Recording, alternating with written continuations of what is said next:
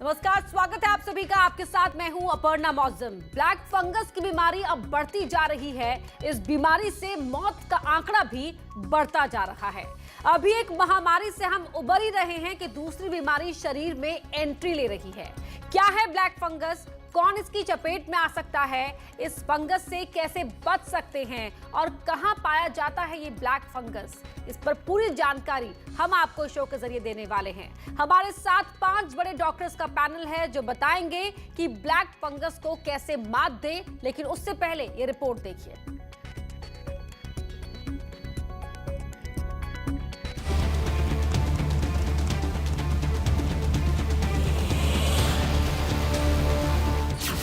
Black fungus पर बड़ी पड़ताल। जानलेवा ब्लैक फंगस क्या है? इससे घबराने की जरूरत है, क्योंकि ये जो फंगस है ये लिटरली एक कैंसर के तरह बॉडी में फैलता है और ये जानलेवा भी है। कैसे फैलती है ये बीमारी? म्यूकोरमाइकोसिस है, ये शुगर पे पनपती है। दूसरी जो बात कोरोना में आ रही है, जो एक्टिव केसेस होते हैं कोरोना वायरस के, कोविड के, उनमें फेरेटिन लेवल्स बढ़ते हैं। फेरेटिन एक आयरन होता है और ये म्यूकोरमाइकोसिस फेरेटिन पे भी पनपता है। तो ये दो बहुत इंपॉर्टेंट रीजंस हैं।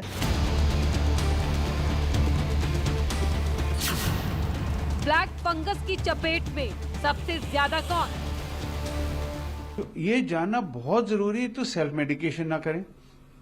दूसरा, जितनी जल्दी हो सके और जितनी जल्दी आप ठीक हो रहे हैं, आप स्टेरॉइड को बंद करें। क्योंकि क्या हो रहा है कि एक घर में अगर किसी को स्टेरॉइड देने की जरूरत पड़ भी रही है तो दूसरे को जरा सा बुखार स्टार्ट हो रहा है तो स्टेरॉइड स्टार्ट कर रहा है। Self medication, so this is very dangerous. क्या है ब्लैक फंगस का इलाज? ये भी रिपोर्टेड है। तो म्यूकोरमाइकोसिस एक बहुत बड़ा थ्रेड है। इसको कोविड एसोसिएटेड म्यूकोरमाइकोसिस का जो है अब नोटिफाइबल डिजीज है बहुत सारे स्टेट्स में और कंट्री में। इसके आईसीएमआर को भी रिपोर्ट जा रही है इसकी।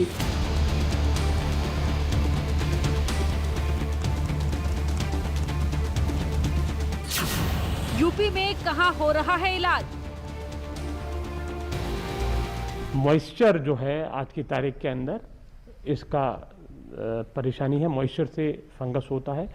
जहाँ पे भी मॉइस्चर होता है तो इसलिए मास्क बदलें, मास्क सुखाएं धूप के अंदर धुला हुआ, उसको पहने।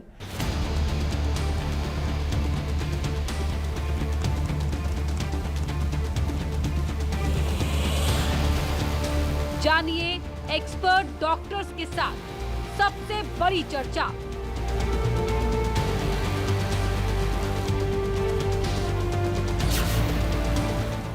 ब्लैक फंगस की दोहरी मार, क्या है बचाव, क्या है उपचार? हमारे साथ एक्सपर्ट डॉक्टर्स का पैनल जुड़ रहा है जो आपको एक एक चीज के बारे में बताएगा कि आखिरकार ब्लैक फंगस क्या है, कैसे होता है, कैसे पहचानें, कैसे इसका इलाज हो सकता है और कैसे हम इससे बच सकते हैं। हमारे साथ डॉक्टर दीपाली भारद्वाज हैं, डर्मेटोलॉजिस्ट हैं, वो हमारे साथ जुड़ रही हैं। और साथ ही डॉक्टर हर्षवर्धन आत्रे हैं, वरिष्ठ चिकित्सक हैं अपोलो से, वो हमारे साथ जुड़ रहे हैं।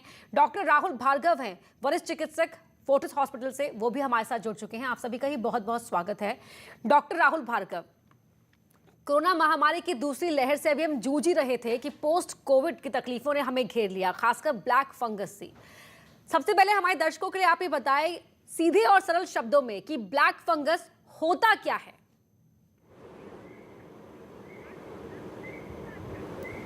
देखिए, आपने बहुत ही अच्छा सवाल पूछा। ब्लैक फंगस एक फंगस है, एक म्यूकोरमाइकोसिस है जिसका नाम फंगस है, जो एक ऑपर्चुनिस्टिक इन्फेक्शन है। फंगस एस्परजिलस भी होती है और सफेद फंगस जिसे कैंडिडा कहते हैं वो भी होती है। जब भी शरीर की प्रतिरोधक क्षमता कम होती है, ये फंगस अपना घर हमारे शरीर को बना लेती है और हमारे अंगों को मारती है। ये बात समझना है। हमारे जैसे ब्लड कैंसर और बोन मैरो ट्रांसप्लांट स्पेशलिस्ट के लिए ये फंगस कोई नई चीज नहीं है। ये बात समझिए, ये 20 साल से फंगस प्रेजेंट है। अभी भी जो घर में आप सांस ले रहे होंगे, स्टूडियो में सांस ले रही होंगी अपर्णा जी, वहां पे फंगस के स्पोर होंगे, बट फंगस कॉमनली नहीं होती। वो इसलिए नहीं होती क्योंकि हमारी प्रतिरोधक क्षमता मजबूत है। कोरोना के चलते कोरोना ने प्रतिरोधक क्षमता को कम किया, स्टेरॉइड ने ब्लड शुगर्स को बढ़ाया और टोसिलिजुमैब जैसी दवाइयों ने हमारी शरीर की क्षमता को, प्रतिरोधक क्षमता को कम किया। इसलिए म्यूकरमाइकोसिस नाक से घुस के राइनोसेरेब्रल म्यूकरमाइकोसिस करा रही है। देखिए, बोन मैरो ट्रांसप्लांट के पेशेंट में लंग में भी होती है, पेट में भी होती है, पर कोरोना काल में 90% केसेस सिर्फ यहां से लिमिटेड है। नाक से घुस के मुंह के अंदर, आंखों के अंदर अपना कब्जा करके परेशान कर रही है। घबराने की जरूरत नहीं है, कोई नई बीमारी नहीं है कोविड के समान। सिर्फ हमारी बॉडी की इम्यूनिटी सप्रेस हुई है, शुगर ठीक से मैनेज नहीं हुई है, इसलिए म्यूकरमाइकोसिस ने अपना घर बना लिया है। कोविड कहीं नहीं जाने वाला, स्टेरॉइड का यूसेज होगा, ज्यादा यूज नहीं करना, एप्रोप्रिएट डोज में यूज करना है और साथ में शुगर को कंट्रोल करना है। जो लोग स्टेरॉइड पहली बात तो खाएंगे नहीं बिना पूछे, और अगर खाएंगे तो अपनी शुगर को कंट्रोल रखेंगे, म्यूकरमाइकोसिस अपने घर नहीं बनाएगा, ये बात मान के चलिए। बिल्कुल। और जो पूरा ट्रीटमेंट है उसके बारे में विस्तार से हम आपसे समझेंगे। डॉक्टर दीपाली, अब मैं आपका रुख करना चाहूंगी। ब्लैक फंगस कोई नई चीज नहीं है, सदियों सालों से है, ये डॉक्टर भार्गव ने बताया।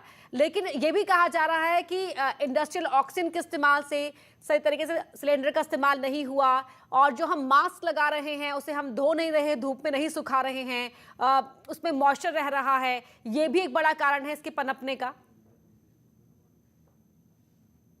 बिल्कुल, मैं पूरी तरह सहमत हूँ। डॉक्टर साहब ने बहुत अच्छे से समझाया ब्लैक फंगस क्या है। और अपर्णा जी, अभी आज ही एक डॉक्टर साहब हैं इंदौर से, जिन्होंने अपनी 220 म्यूकरमाइकोसिस के पेशेंट्स पे स्टडी करा है, और उन पे आया है कि जो पेशेंट्स को स्टीरॉयड नहीं भी दिया, 70% उनमें भी केसेस मिल गए। कुछ लोग जो हॉस्पिटल भी नहीं गए, सिर्फ घर पे सेल्फ मेडिकेट हुए, उनको भी म्यूकरमाइकोसिस आया। तो एग्जैक्ट रिलेशनशिप ये ब्लैक फंगस का किस चीज के साथ है, क्यों उसका एपिडेमिक बन गया है और बढ़ते जा रहे हैं केसेस, वो तो आने वाला वक्त ही हमें बता पाएगा। मगर जी हाँ, एज अ डर्मेटोलॉजिस्ट मैंने बहुत स्टीरॉयड लोगों को खिलाया है। कोविड में जिस डोजेस में दिया जाता है उससे ज्यादा डोजेस में भी खिलाया है हमने। एडमिटेड पेशेंट्स को पेम्फिगस में हम पल्स थेरेपी देते हैं जो बहुत हाई होती है, तो हमने नहीं देखा था ब्लैक फंगस। तो ब्लैक फंगस का जो भी अजीब रीजन है, मगर जो हम लोगों के हाथ में है वो यही है, बार बार हाइजीन हाइजीन हाइजीन। ब्रश करें, मास्क को बेफालतू बार बार ना पहने। अगर आप धोने वाला कपड़े का मास्क पहनते हो तो उसको आज पहना है, 5 घंटे बाद दूसरा 5 घंटे बाद कपड़े का मास्क पहने। आज वाले को धोएं, सुखाएं उसको। अगर आपके पास अभी बारिशें भी आने वाली है तो आयरन से उसको प्रेस कर ले, वो बहुत अच्छा तरीका होता है, उससे गर्म भी हो जाता है, स्टेराइल हो जाता है मास्क। और उसको 2-3 दिन बाद पहने। ऐसे 3-4 कपड़ों के मास्क पहनाएं। और 3 प्लाई मास्क अगर पहनते हो तो 3 प्लाई को डबल लेयर करना आजकल बहुत ज्यादा जरूरी हो चुका है। 3 प्लाई भी सिर्फ 3 या 4 घंटे के लिए ही हम पहन सकते हैं।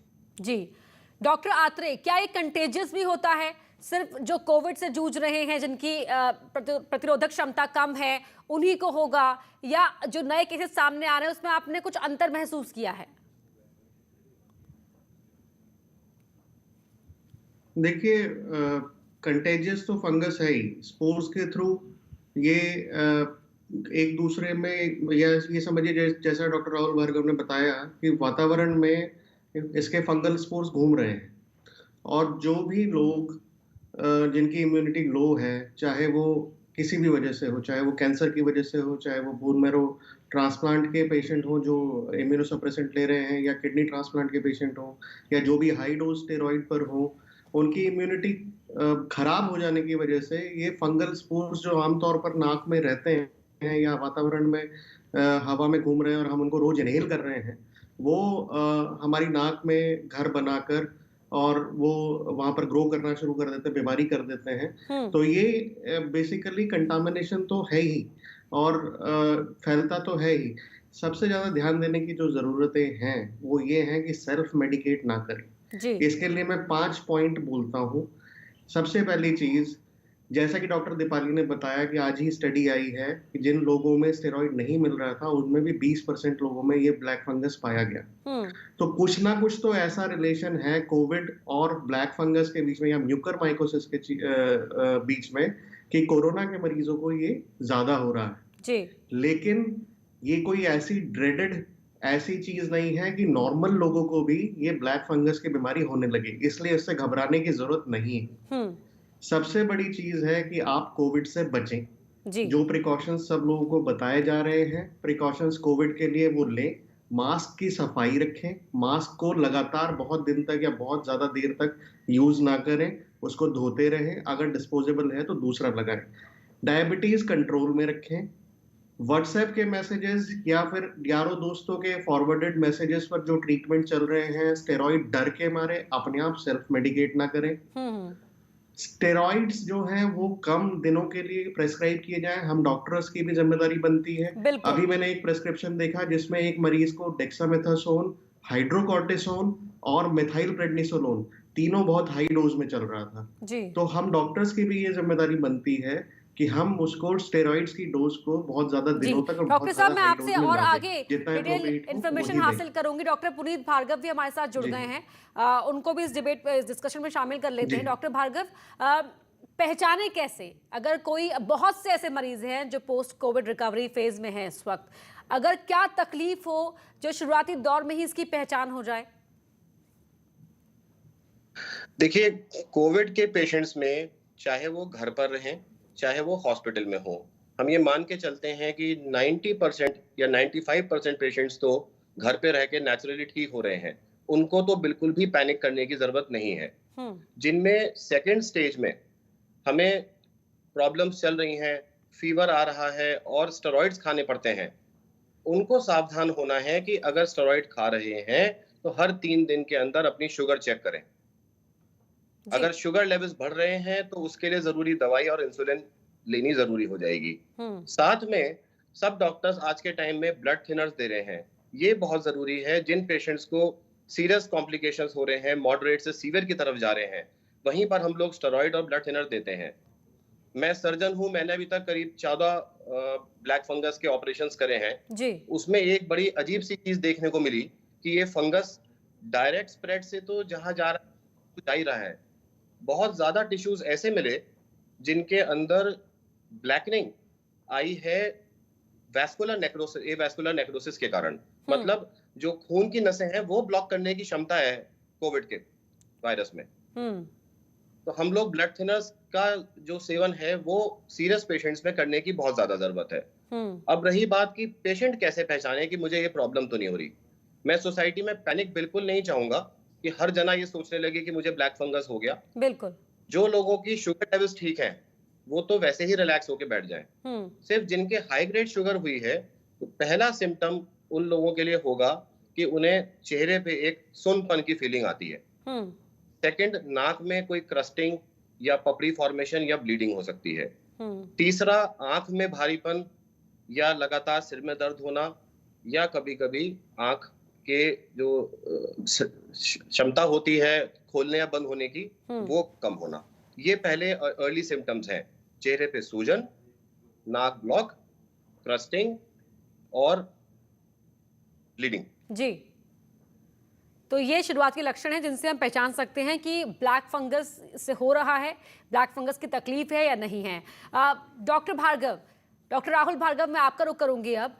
ट्रीटेबल है क्या और किस स्टेज में आकर इसका ट्रीटमेंट शुरू हो जाए ताकि इसका कम से कम असर रहे मरीज पर? देखिए, सबसे पहली बात है सस्पिशन। जैसे डॉक्टर पुनीत ने कहा, आपका माइंड को जानना जरूरी है।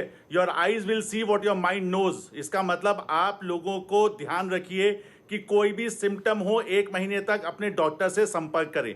जितनी जल्दी, हर बीमारी के अनुसार जितनी जल्दी हम बीमारी को पकड़ेंगे उतना ठीक कर पाएंगे। 2 ब्रॉड प्रिंसिपल हैं, एक सर्जरी का और दूसरा दवाई का।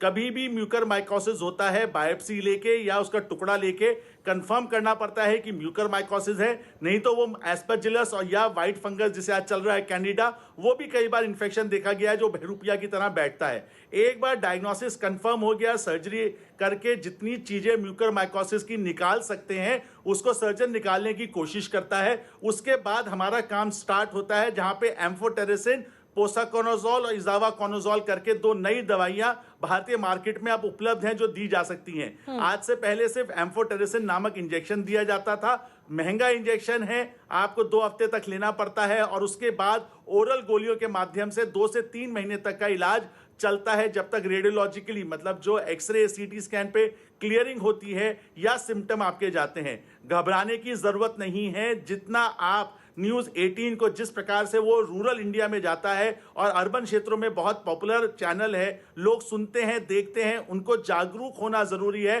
कि कोई भी सिम्टम हो, हेडेक का सिम्टम हो, नाक बहने का हो, आंखों में दर्द हो, अगले 1 महीने तक कोविड के बाद अपने डॉक्टर से संपर्क करें और सब जैसा डॉक्टर कहता है या तो बायोप्सी या टुकड़ा या एक्सरे या सीटी स्कैन करा के जल्द से जल्द म्यूकरमाइकोसिस का डायग्नोसिस बना के इसको हराएं। घबराने की बिल्कुल आवश्यकता नहीं है।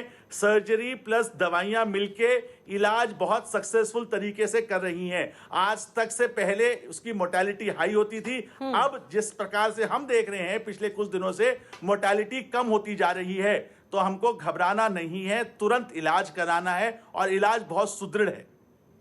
बिल्कुल, तो पैनिक नहीं करना है, सही जानकारी मिले और सही वक्त पर हम डॉक्टर से संपर्क करें, क्योंकि एक और अच्छी बात जो डॉक्टर्स का पैनल कह रहा है कि सेल्फ मेडिकेटेड ना हो, ले खुद को ही कि आपने खुद ही प्रिस्क्राइब दवा खुद को कर दी, जाकर ले आए, या व्हाट्सएप यूनिवर्सिटी चल रही है उसके जरिए हमने कोई भी दवा हासिल कर ली। डॉक्टर दीपाली भारद्वाज, अगर हम इसके इलाज की बात कर रहे हैं तो आपके पास भी कई तमाम तरह के पेशेंट्स आते होंगे। डॉक्टर्स जो कोविड का ये फेज है उसमें स्टेरॉइड्स लिख रहे हैं, कई बार उनकी मजबूरी बन जाती है अगर पेशेंट की ज़िंदगी को बचाना है तो, लेकिन स्टेरॉइड्स कहीं बहुत ज़्यादा ना दिए जा रहे हों, बहुत लंबे वक्त तक ना दिए जा रहे हों, तो क्या ऐसे में सेकेंड कंसल्टेशन लेना आप एडवाइस करेंगी? किस तरह से जो पेशेंट्स के जो तीमारदार हैं वो समझे इस चीज़ को? मैं एज अ डॉक्टर बिल्कुल ठीक नहीं मानती कि आप दूसरे डॉक्टर से एडवाइस को चेक करें। जी, अगर आपके कोई फैमिली में ही हो, कोई क्लोज हो, आपको लगता है आप कर सकते हैं तो जरूर करें।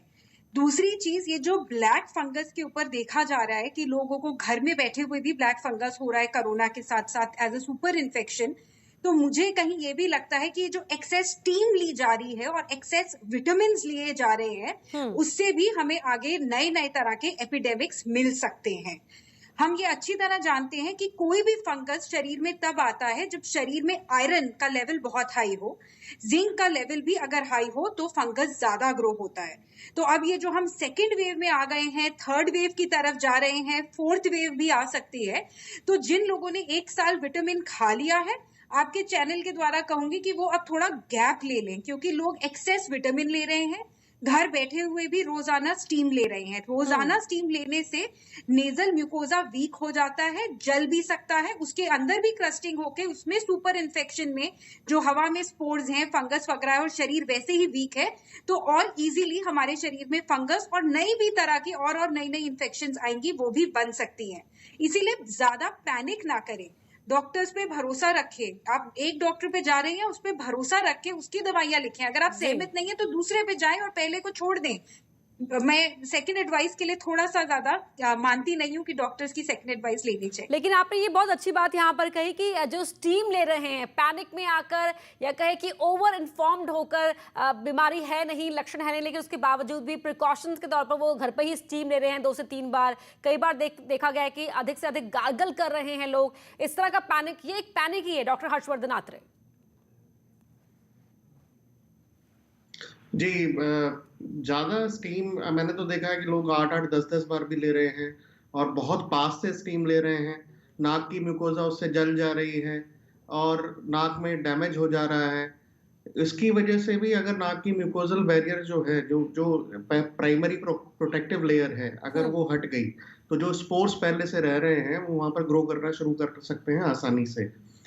दूसरी चीज ये है कि ऑक्सीजन लोगों ने बहुत होल्ड की है, बहुत ऑक्सीजन का यूज कर रहे हैं, बिना ह्यूमिडिफायर के यूज कर रहे हैं। तो तो जब ड्राई ऑक्सीजन नाक में जा रही है तो वो ड्राई ऑक्सीजन से भी क्रस्टिंग हो जाती है, नाक में सेक्रीशंस नहीं रहते हैं, नाक सूख जाती है और म्यूकोजल बैरियर फिर से डैमेज हो जाता है। उसकी वजह से भी फंगल स्पोर्स जो है वहां पर ग्रो कर सकते हैं। तो जैसा हम सब लोग स्ट्रेस कर रहे हैं, प्लीज पैनिक मत करिए। अगर आपको कोविड नहीं है तो वैसे ही आपको ब्लैक फंगस होने का खतरा नहीं है। अगर आप डायबिटिक नहीं है तो और भी खतरा कम हो जाता है। अगर आप सेल्फ मेडिकेट नहीं कर रहे हैं तो भी आपका खतरा कम हो जाता है। तो पैनिक ना करें, और ये कोई ऐसी बीमारी नहीं है जिसका कोई इलाज नहीं है। तो सही समय पर इसका निदान हो जाना, डायग्नोसिस हो जाना और इलाज हो जाना सबसे ज्यादा इम्पोर्टेंट है। मेरे ख्याल से जागरूक होने की बहुत जरूरत है, और आपका चैनल ये जो पैनल कर रहा है, इसकी वजह से मुझे लगता है कि बहुत सारे लोगों को अच्छी जानकारी मिलेगी और वो लोग जागरूक होंगे। बिल्कुल। और हमारे साथ केजीएमयू के श्वास रोग विशेषज्ञ डॉक्टर वेद प्रकाश जी भी जुड़ गए हैं। डॉक्टर प्रकाश, बहुत बहुत स्वागत है आपका। ब्लैक फंगस पर हम ये चर्चा कर रहे हैं, डिटेल्ड इन्फॉर्मेशन, ताकि हमारी जो ऑडियंस है, हमारे तमाम दर्शक हैं, उन तक पहुंचे। जो अभी का करंट सिनेरियो है उस पर क्या कहेंगे आप हमारे दर्शकों को?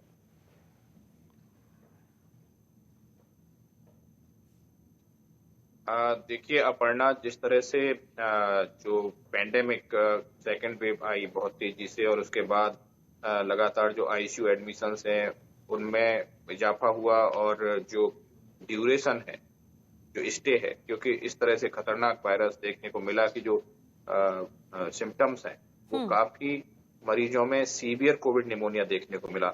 और ऐसे में जिस प्रकार से जो कमजोर हो जाता है शरीर लड़ते लड़ते, और लंग्स की जो कंडीशन है वो पूरी तरह से इन्वॉल्व हो जाते हैं लंग्स, और ऑक्सीजन दे पाना संभव नहीं होता है। तो ऐसे में शरीर कमजोर हो जाता है। साथ ही साथ कॉर्टिकोस्टेरॉइड्स जो हम लोगों को इसमें चलाने पड़ते हैं, उससे जो इम्यूनो कॉम्प्रोमाइज स्टेट है वो और ज्यादा बढ़ता है। और जिन मरीजों में पहले से कोई कोमोर्बिडिटीज है, जैसे कि खास करके डायबिटीज, ये भी देखने को मिल रहा है कि इन रोगियों में डायबिटीज का जो स्तर है, जिनको पहले कभी डायबिटीज नहीं थी, उनके शुगर लेवल्स भी बढ़े हुए मिल रहे हैं। और खास करके जो ये शुगर के रोगी हैं, इनकी डायबिटीज भी अनकंट्रोल्ड हो रही है। तो ऐसे में एक इम्यूनो कॉम्प्रोमाइज स्टेट बनती है, और साथ ही साथ जो ऑक्सीजन की डिमांड है वो भी बहुत ज्यादा है, और कई तरीके से ऑक्सीजन दी जाती है, जिसमें HFNC मोड भी शामिल है, जिसमें कि 60 लीटर पर मिनट ऑक्सीजन तक दिया जाता है। तो मुझे लगता है कि जो हमारा नेचुरल डिफेंस सिस्टम है, जिसमें कि नेजल पैरानेजल साइनसेस हैं, नेजल म्यूकोजा है, ये एयर कंडीशनिंग के लिए होता है और नेचुरल डिफेंस मैकेनिज्म होती है। लेकिन जो डिमांड है वो लगभग 6 से 10 लीटर पर मिनट होती है किसी नॉर्मल इंडिविजुअल में। लेकिन यहीं पे 60 लीटर तक जब ऑक्सीजन दी जाती है तो कहीं ना कहीं वो नेचुरल डिफेंस भी इसमें कंप्रोमाइज होती है। और ऐसे में जब कभी भी घाव बनते हैं या रॉ एरिया डेवलप होता है, तो ये जो फंगस है, ब्लैक फंगस, ये एनवायरमेंट में हर जगह है, और बारिश के मौसम में और ज्यादा हो जाता है। आप देखेंगे सभी जगह पे ये मिलता है। जैसे अगर आपको केले का छिलका अगर फेंकेंगे तो वो शाम तक या अगले दिन तक काला काला उसमें जमा हो जाता है, वही ब्लैक फंगस है। हर जगह आपको मिलेगा। तो ऐसे में ये जो रॉ एरिया है, जहाँ नेजल म्यूकोजा में, पैरानेजल साइनसेज में, वहां पे ये ग्रो कर रहा है। और ये ऑलरेडी जो ओरल जो सिक्रीशंस है या नेजल सिक्रीशंस हैं, उनमें भी पहले से भी ये पाया जाता है फंगस। तो इम्यूनो कॉम्प्रोमाइज स्टेट और कहीं पे रॉ एरिया डेवलप होना, ये इसके लिए एक बड़े ऐसा एनवायरनमेंट क्रिएट करता है जिससे कि इसकी ग्रोथ को एक आसान, एक मैं कहूंगा कि एक अनुकूल एनवायरनमेंट इसको मिलता है ग्रोथ के लिए। जी अपर्णा जी बिल्कुल। तो एनवायरनमेंट ढूंढता रहता है ये भी, और जहां उसको लगता है कि यहाँ प्रतिरोधक क्षमता कम है, वहीं पर ये अटैक कर देता है। डॉक्टर राहुल भार्गव, मैं आपका रुख करना चाहूंगी। अगर हम उन बच्चों की बात करें जिन्हें कोविड हुआ है और जो कोविड से जूझकर अब पोस्ट कोविड रिकवरी फेज में हैं, तो क्या वो अगर नॉन डायबिटिक हैं तो क्या तब भी उन पर ब्लैक फंगस का खतरा रहेगा?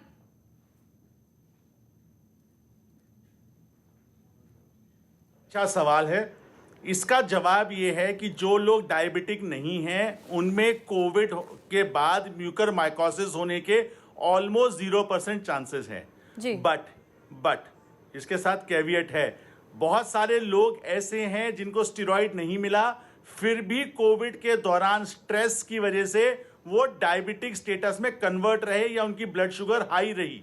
एक बात समझना जरूरी है, इसकी जगह हमें यह बोलना चाहिए, जिन लोगों की शुगर नहीं बढ़ी किसी भी कारणवश। Excuse me madam,